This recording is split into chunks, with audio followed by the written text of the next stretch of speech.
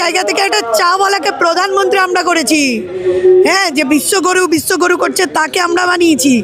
এটা হিন্দুদের দেশ না মোদির দেশ করতে চাইছে, মুদিখানা বানাতে চাইছে। মুদিখানা। উত্তম কুমার ব্রজবাসী কি মুসলমান ছিল নাকি? এনআরসি নোটিশ প্রথম দিন কার বাড়িতে গেছে? প্রদীপ কর মারা গেছে, কে ছিল? মুসলমান ছিল নাকি? আমেরিকার মাটি থেকে কোনদিন ঘোষণা আছে মোদি সরে গেছে, মোদি আর প্রধানমন্ত্রী নেই?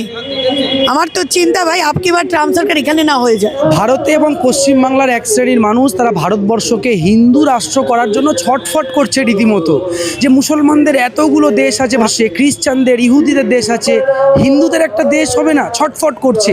এবং বিজেপির পক্ষ থেকে এই প্রচার করা হয়, আরএসএসের পক্ষ থেকে এই প্রচার করা হয়, বিজেপিপন্থী হিন্দু ধর্মগুরুরাও কিন্তু এই প্রচার করেন।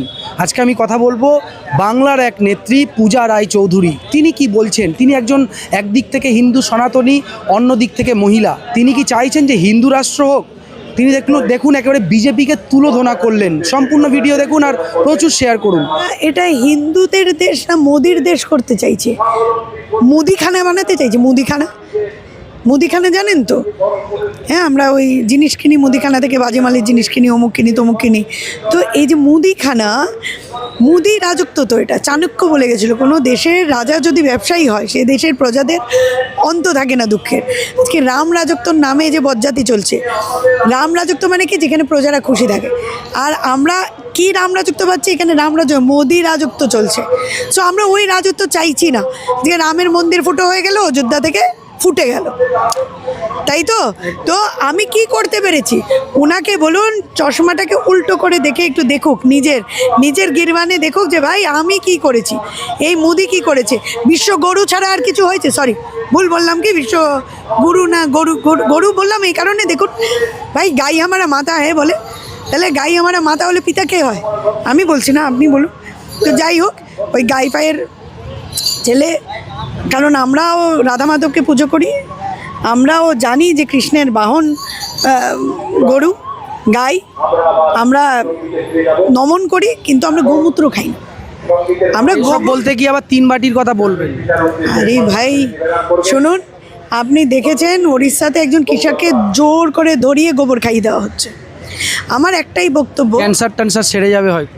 ক্যান্সার সেরে যাবে? রাম বাবার চোখটা সারাতে বলো না, রামদেবের চোখ একটা কি পিটপিট করে না, ওটাকে গোমূত্র দিয়ে সারাতে পারেনি এখন অবধি। এত এক্সারসাইজ করে আগে বলুন না ওইটা একটু সারিয়ে দিই, তাহলে বেশ দেখতেও ভালো লাগবে রামদেব বাবাকে। কারণ সাসারাম বাবা অনেক আছে। হিন্দু খাতরে মে হে ভাই, তুমি জানো না হিন্দু খাতরে মে? হ্যাঁ দেখো, হিন্দু সত্যি খাতরে মে। তুমি কাশী বিশ্বনাথে যাও, করিডোরের নামে হিন্দু মন্দির ভেঙে দিচ্ছে। খালি হিন্দু খাতরে মে না, রাম খাতরে মে আছে। আরে রামের মন্দির ভেঙে দিচ্ছে, গিয়ে খবর নাও। শোনো, চুরির টাকায় গাড়ি কিনেছে, গাড়ি পার্কিং কোথায় করবে? তার জন্য 1400 বছরের মন্দির ভাঙতে হচ্ছে। হ্যাঁ, করিডোর বানাতে হবে তাকে। বারাণসীর ওখান থেকে জিতে আসা মোদিজি। তো দেখুন, হিন্দু তো সত্যি খাতরে মে। কারণ আমার ভাই অ্যাঞ্জেল চাকমা, সে মুসলমান ছিল, সে হিন্দু ছিল। আমার ভাই মুসলমানদের বিপদ যে হিন্দু রাষ্ট্রের কথা বলছে। আপনি উত্তম কুমার ব্রজবাসী কি মুসলমান ছিল নাকি? এনআরসি নোটিশ প্রথম দিন কার বাড়িতে গেছে? প্রদীপ কর মারা গেছে, কে ছিল? মুসলমান ছিল নাকি? মুসলমান ছিল নাকি? আর মতুয়া সম্প্রদায়। আমার এখনও সময় আছে, বলবো শুধরে যান। মা ইন্দিরা গান্ধী আপনাদের চিন্তা করেছিল মতুয়া সম্প্রদায়ের ব্যাপারে। যদি কেউ প্রথম কথা বলে থাকে সেটা মা ইন্দিরা গান্ধী। আজকে খালি রাজনীতি হচ্ছে, খেলাধুলো হচ্ছে, একে গোল মারে একে গোল মারে। এটা মোদির নিউ ইন্ডিয়া, যেই নতুন ভারতে একজন শঙ্করাচার্যকে মার খেতে হবে। ভারতে একজন ভোটারকে প্রমাণ করতে হয় আমি ভোটার, একজন নাগরিককে প্রমাণ করতে হয় আমি নাগরিক, শঙ্করাচার্যকে প্রমাণ করতে হচ্ছে আমি শঙ্করাচার্য, আর পাহাড়কে প্রমাণ করতে হয় ভাই আমি পাহাড় আছি। যোগী একাই হিন্দুদের ধর্মগুরু। বলছি তো, আরাবল্লীর নাম শুনেছেন তো? আরাবল্লীকে প্রমাণ করতে হচ্ছে তো আমি পাহাড়। হ্যাঁ, আমি ছোট হতে পারি, একটু বেটে হতে পারি, কিন্তু আমি পাহাড়, এটা প্রমাণ করতে হচ্ছে তো। তো কিন্তু 21 কোটি টাকা দিয়ে যে জলের ট্যাঙ্কে জল ভরা মাত্র ফেটে যাচ্ছে, তার কোনো উত্তর পাচ্ছেন? নেই, চুপ। এত সাইলেন্স কেন আমরা জানতে চাই। যে আমি সব মানলাম, নেহেরু তো এখন উপর থেকে উত্তর পাবো না আমি, যে ভাই ব্ল্যাক বক্সের ভিডিও কোথায় গেল, কেন জলের ট্যাঙ্ক ভেঙে গেল, কেন একটা এত সুন্দর রাস্তায় ফাটল ধরলো, আমরা কোথা থেকে পাবো, এত রেল অ্যাক্সিডেন্ট কেন হলো, কেন এতদিন এয়ারপোর্টের ভিতর হয়রানি হলো, কেন মণিপুরে আগুন এখনও নিভছে না, এইগুলো নিয়ে তো নেহেরু উত্তর দেবে কি? মানুষ না বুঝেছে যে এই যে চমক দিচ্ছে, এই যে গিমিক, আর এই যে টাকার খেলা চারদিকে চলছে, যে টাকা দিয়ে সব কিনে নেব। আজকে ইলেকশন কমিশনকে দিয়ে যখন দেখেছে বাংলাতে দাঁত ফোটাতে পারবে না, তখন এখানে ইলেকশন কমিশন, বিহারে আপনি দেখেছেন 66% ভোট পোল হয়েছে, অথচ যতজন নাগরিক তার থেকে বেশি ভোটার। ইলেকশন কমিশনকে একবার প্রণাম করে নিন, নালে নাম কাটা যাবে আপনার। অবভিয়াসলি আমি তো জ্ঞানেশ কুমারের বাড়িতে জ্ঞান নিতে চলে যাবো, আমার নাম কেটে দিক। কিন্তু ঘটনা হলো, দেখুন জ্ঞানেশ কুমারের বাড়িতে গেলে আরও কী কী রাজ জানতে পারবো, কারণ এখন তো শুধু জানি যে ওনার 2 মেয়ে, একজন ডিরেক্টর, আরেকজন নাকি নয়ডার জেলা শাসক, তার বড় আবার জেলা শাসক, আবার ওই ডিরেক্টরের বড় জেলা শাসক। গোড়ায় গন্ডগোলটা বুঝেছেন? মোদি নিজের পরিবারে ভাই কিছু করতে পারুক না পারুক, যে জ্ঞানেশের পরিবারে করে দিয়েছে। জ্ঞানটা বোধহয় এন্টার পলিটিক্যাল সায়েন্সে ওনার থেকেই নিয়েছিল। যাই হোক, দেখুন আমি সেটাই বলছি, এই যে জ্ঞান দিচ্ছেন ভালো কথা। এটা ভারতবর্ষ, আমরা ব্রিটিশের এগেনস্টে লড়াই করে এই জায়গাতে দাঁড়িয়ে আছি। একটা জাতি যার কিচ্ছু ছিল না স্বাধীনতার পরে, একটা আলপিন ইন্ডাস্ট্রি ছিল না, সেই জায়গা থেকে একটা চাওয়ালাকে প্রধানমন্ত্রী আমরা করেছি। হ্যাঁ, যে বিশ্বগুরু করছে তাকে আমরা বানিয়েছি। তো এটা কংগ্রেসের অবদান। তাই আপনাকে বলছি, ওনাকে বলুন এখনও সময় আছে, যে ওই মানে নিজে এখন একটা 8 হাতি ধুতি পরুক, পরে বেরোক।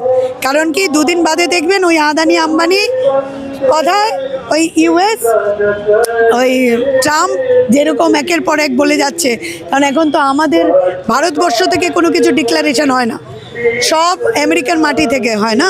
তো আমার বক্তব্য হলো, আপনি এটা দেখে নেবেন, আমেরিকার মাটি থেকে কোনদিন ঘোষণা আছে মোদি সরে গেছে, মোদি আর প্রধানমন্ত্রী নেই। আমার তো চিন্তা ভাই আপকি বার ট্রাম্প সরকার এখানে না হয়ে যায়। দিদি, আজকে শুভেন্দু অধিকারী একটি ভিডিও ভাইরাল হচ্ছে, শুভেন্দু অধিকারী নন্দীগ্রামে গেছেন, সেখানে মানুষজন বলছেন দাদা আমাদের রাস্তাটা কবে হবে, বলছে আগে ধর্মটা বাঁচান, নিজে বাঁচুন, রাস্তা পরে।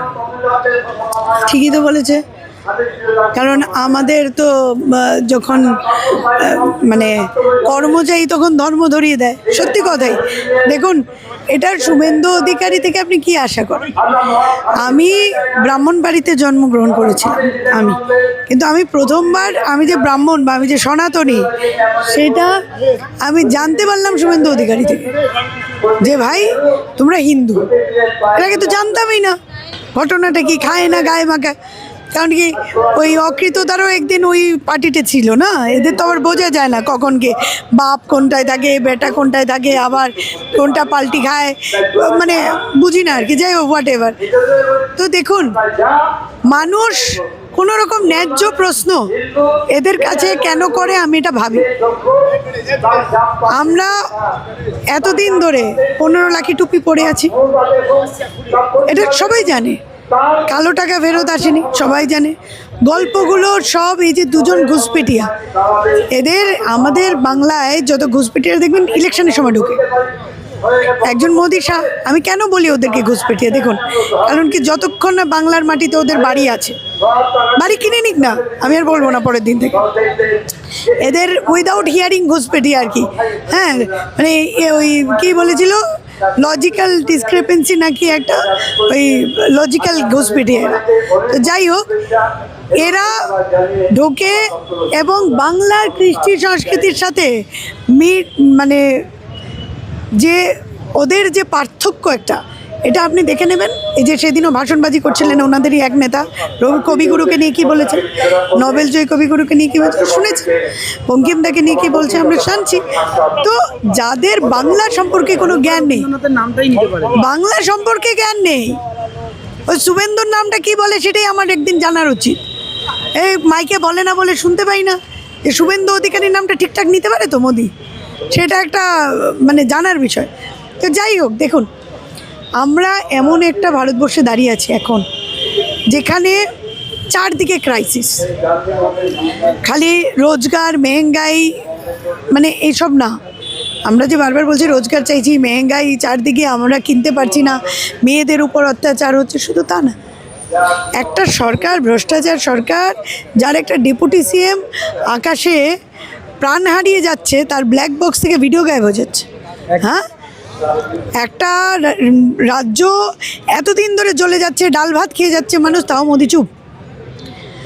আজকে মানে যখনই কোনো মহারথীরা বিমানে থাকেন, হ্যাঁ, আমরা রূপানীকেও দেখলাম গুজরাটে, যে তখনই ব্ল্যাক বক্স থেকে গায়েব হয়ে যাচ্ছে তথ্য।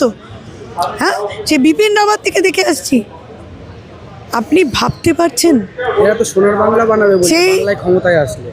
সোনার বাংলা কি কোথাও সোনার সন্ধান পেয়েছে নাকি? তারপরে আবার দেখবেন সিঙ্গুরের মতো সোনা খোঁড়া শুরু করলো। ডবল ইঞ্জিন হলে প্রচুর উন্নয়ন করবে বলছে। সে তো আপনি ত্রিপুরায় যান না, আমাদেরই প্রতিবেশী দেশ, গিয়ে দেখুন তো, জিজ্ঞেস করুন কটা চাকরি হয়েছে, কটা চাকরি হয়েছে। না কিন্তু চাকরি সোনার আসাম তো বানিয়ে দিয়েছে, মিয়া মুসলিমদেরকে ভাগাবে বলেছে হিমন্ত বিশ্ব শর্মা। সোনার আসাম, রূপোর বাংলা সব বানাতে থাক। হ্যাঁ, সোনার মুকুট পরে বসে আছেন মোদি, সত্যি কথা। এখন দেখুন এরা, আমরা আপনারা নেহেরু রোগে আক্রান্ত বলে এগুলো দেখতে পাচ্ছেন না। নেহেরু মানে এই যে আমাদের এখানে একটু একটু গরম পড়ছে দেখছেন, এটাও নেহেরুর জন্য। কিন্তু ভালো প্রসঙ্গ মনে করালেন। হ্যাঁ, কারণ কি যা করছে কিন্তু ভাই নেহেরু করছে। হ্যাঁ, নেহেরুর নাম এতদিনে 70 বছর কি করেছে, 70 বছর তো এইসব করলো বলেই এসআইআর হচ্ছে এখানে। 70 বছর কি করেছে, 70 বছর মোদি সরকার কি করেছে? 70 বছর ধরে মোদি সরকার খালি নেহেরুর নাম নিয়েছে, আর কিছু করেছে?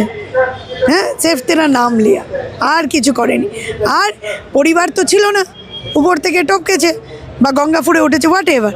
যেহেতু পরিবার নেই, মা ছিল না, বউ ছিল না, তার জন্য পরিবারের কাছে গিয়ে মন কি বাত করতে পারেনি বেচারা। এসে আমার আপনার কাছে মন কি বাত করেছে, আর কাম কি বাত করার কথাটা ভুলে গেছে। কাম কি বাত খালি নেহরুর কাছে করে, যে ভাই তুমি এটা করেছো, মনরেগাতে কেন গান্ধীর নাম দিলে, কেন আমাকে আজকে লন্ডনে গিয়ে, ইংল্যান্ডে গিয়ে গান্ধীজি 8 হাতি ধুতির সামনে মাথা নত করতে হয়, কেন ওখানের মধ্যে কেন গর্জের মূর্তি নেই?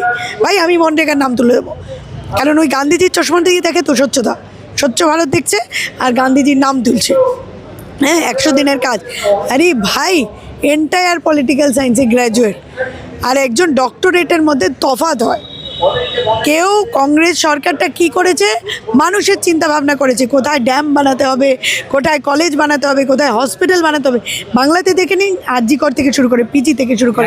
আপনি মুসলমান ভাই বোনেদের উদ্দেশ্যে একটা কথা আমি বলবো, যে মমতা ব্যানার্জি বলেছিলেন যে গরু দুধ দেয় তার লাথি খেতে, তাদেরকে বলবো আপনাদের শির দ্বারা দিয়েছে সেই আল্লাহ। আজকে গান্ধীজির এখানে আছি, বলছি ওই ঈশ্বর আল্লাহ তেরো নাম সবকো সম্মতি, আপনাদের সম্মতির জন্য দেয়, যে আপনাদের বোঝা উচিত যিনি মসিয়া হয়ে আপনাদের সামনে এসছে, যে আমি বাঁচাবো এসআইআর থেকে। নতুন মসিয়া আবার হুমায়ুন কবিরও এসছে। এসআইআর থেকে আপনাদের বাঁচাবো বলে 15 দিনে এসআইআর লাগু হয়ে যায়, ওয়াক অফ থেকে বাঁচাবো বলে ওয়াক অফ বিল লাগু হয়ে যায়। আজকে যেই ভদ্রমহিলা এই কথাগুলো বলছেন, আজকে সেই ডিটেনশন ক্যাম্পের জমিটা দিচ্ছে এখানে, এটা বোঝা উচিত। আর হুমায়ুন কবির তো কখনো বিজেপির সাথে, ওর তো নিজেরই ঠিক নেই ভাই, কার কাছে গেলে মাল্লু পাবো, ও তো মাল্লুর জন্য। ও বাবরকে স্বপ্নে দেখেছিল, বাবরি মসজিদ সেন্টিমেন্ট নিয়ে খেলা করছে।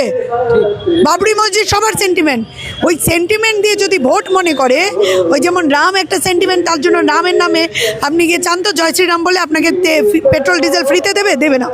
আজকে বাবরি মসজিদ বানালে আপনাকে ফ্রিতে দেবে? ও তো ট্রাস্টের নামে দেখবেন কত টাকা এদিক সেদিক করে নিল। হ্যাঁ, আর আমাদের ভাই বোনেরা যখন না খেতে পেয়ে মরবে, তখন কিন্তু উপরওয়ালা আসবে না, তখন আমাকে ওই 100 দিনের কাজ বাঁচাবে, তখন আমাদেরকে ওই সরকারি কাজ বাঁচাবে, সরকার বাঁচাবে। তো সরকারটাকে ভালো করে চয়ন করুন, তাই বলবো কংগ্রেস বিকল্প। আপনার নাম? পূজা রায় চৌধুরী, সাধারণ সম্পাদিকা, পশ্চিমবঙ্গ প্রদেশ কংগ্রেস।